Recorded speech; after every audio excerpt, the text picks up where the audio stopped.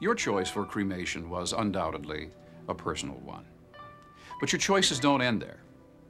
We found that most people prefer straight answers to sensitive questions, and now that you've chosen cremation, you'll probably learn things you didn't know.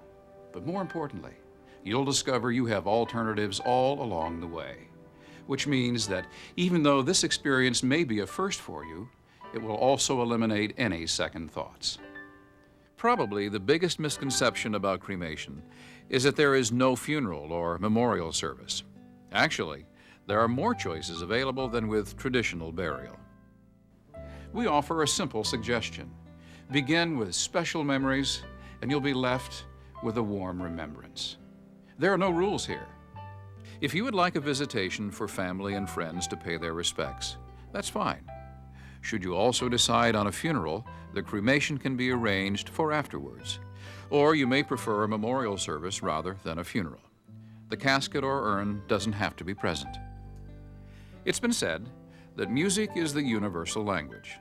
If you wish to play a favorite song, we welcome it, just as we do having a relative or close friend speak their own words. And as a unique, simple thought, there are memory tables, an enchanting way to relive and embrace special moments. Photographs, awards, yearbooks, collections, letters, keepsakes that tug at your heart and that you'll want etched in your mind forever. Your choices are precisely that, yours. Religious or not, formal or casual, there's even a thoughtful option for a graveside service. All of these possibilities you should be aware of now, rather than later regret not having taken advantage of them. The types of final disposition and memorialization are also numerous. And your decision here will reflect the type of container, urn, and urn vault you select. The choices for what happens after cremation are just as important as the kind of service you choose. Most families elect to bury the cremated remains in a grave. Above-ground burial in a columbarium niche is also often chosen.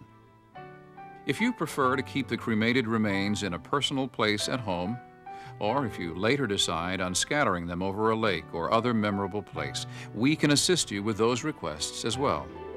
Regardless of your choice of final disposition, you will need to choose at least 2 containers. The first is either a casket or a specially designed container used for transporting the deceased to the crematory and for the funeral or visitation.